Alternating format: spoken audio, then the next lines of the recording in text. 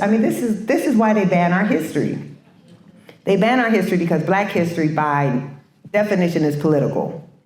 That's right. Because Black people, by definition, are political, right? Our history is political because every story of American greatness, every story of American exceptionalism you want to tell, here we are off to the corner. Say, how do you explain us? That's right. If all this is true, why are we here? If all this is true, how do you explain how you suppressed our rights for 350 years? How you bought and sold our ancestors? How you claim to be democratizing Europe, but denying violently democracy for Black people here. So we're the most inconvenient people to the story of American exceptionalism. Right. So they want to ban our history because we give lie, right? We reveal the lie of this country. Right. And we are heroes of that story. So what the research shows is that when you teach Black children Black history, they do better academically. Absolutely. This is not shocking. That's right. It's right. Right? If you see yourself in the story, then you have a powerful sense of who you are. Sure. And I know, this is why they ban our history, because once I got a little taste of Black history, I became incorrigible as a student. I was challenging everything, right? I would go up in social studies like, where are we? Why aren't you talking about this? What about this, right? And so all of a sudden, you don't just accept the narrative that they give you, and you start to challenge it. Right. And you start to have an understanding. So because of this class I took at 15 years old with a Black educator named Mr. Ray Dow, where he introduced me to Before the Mayflower by Lerone Bennett, and the year 1619, I became the child who would go on to create 1619 Project. Wow. If I don't get that class, I don't create this project. That's right. And so they want to ban the class because they don't want more of us. That's right. They don't want more Dr. Blacks. They don't want more Nikole Hannah-Jones. Right. They don't want people That's who can help our children know that there is nothing wrong with Black folks. There's something wrong with our country. That's right. That's right. That's right. 1954, right? Brown versus Board, right?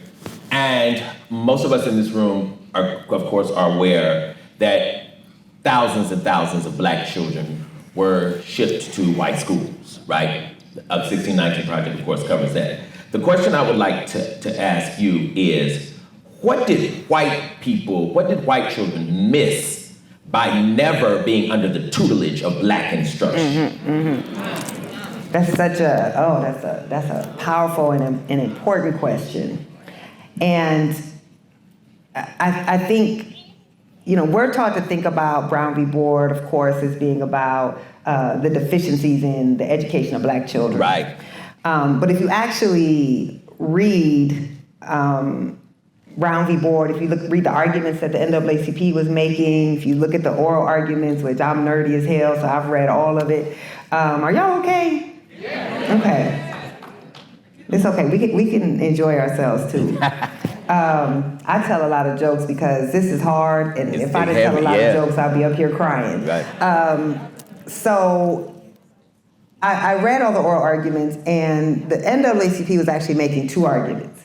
They were making the argument that the segregation was degrading to Black Americans in a society built on racial caste, because the segregation wasn't just arguing we should have our own things. It was meant to treat us as inferior, right? It was meant to show that we were less than, and that oftentimes we were getting deprived of the equal amount of resources. For instance, in Georgia, there was a span of about 40 years where there wasn't a single high school in the state.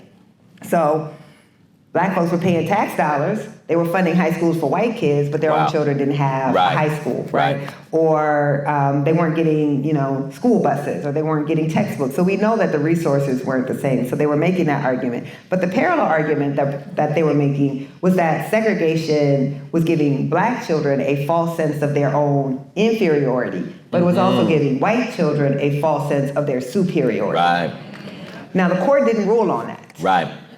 But what they were saying is that we are in a multiracial world. We are going out into the world. So you have to think 1954, what's happening. This is just at the beginning of the Cold War. We're starting to see, communism rising in America, and communist nations are engaging in this propaganda campaign. And so what they're really trying to say is that you are teaching white children that they're superior, and you're also not giving them an education to go out into a world that doesn't look like their classrooms. It doesn't look like their communities.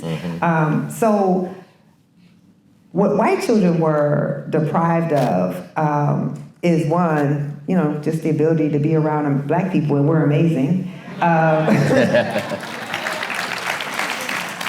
But they were also being deprived of the ability, and still are, because white children and black children remain segregated today, of an ability to get an education that prepares them for the world. Yes. An education that gives them empathy. I mean, this is why we have so much polarization, is white children can go most of their lives without ever having to have intimate relationships with anyone who's black, and certainly not someone who can be in a position of authority. Right. Because the funny thing about segregation is, because it so limited the opportunities for black Americans, black educators were actually far more educated than white educators. That's right. They had much higher degrees. That's right. They tended to, they would go and get their PhD or their master's degree, but could not work as a doctorate at a university or a scientist. So they would get these degrees, and then they would come back into the K-12 classroom. That's right. And so there's research that actually shows that they, on average,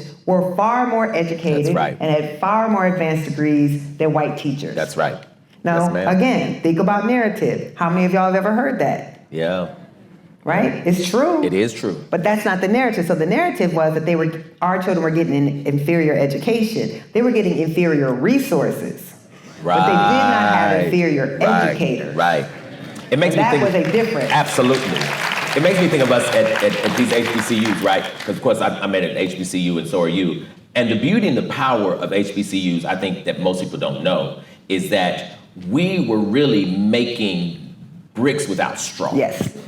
Right? And we have been teaching black children. That's right. Did you hear me? Mm-hmm. We have been teaching black children not just textbook knowledge, but also knowledge of self, spiritual knowledge, right? Spiritual nurturing, right? The whole self, right? Yes.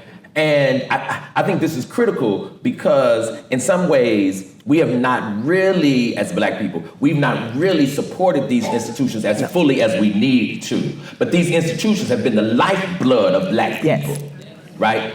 And I'm saying that also because I'm segueing into an institution. I'm probably gonna get like 2 more questions. Good Lord help me. One of those is the black church. And I was telling you, I'm the church musician. I believe in the black church institutionally. I don't know that I believe in the black church theologically, right? That's another thing, right? But the question I want to ask you is, if you had your way, as the brilliant author of this text, if you had your way, what would you do with the black church?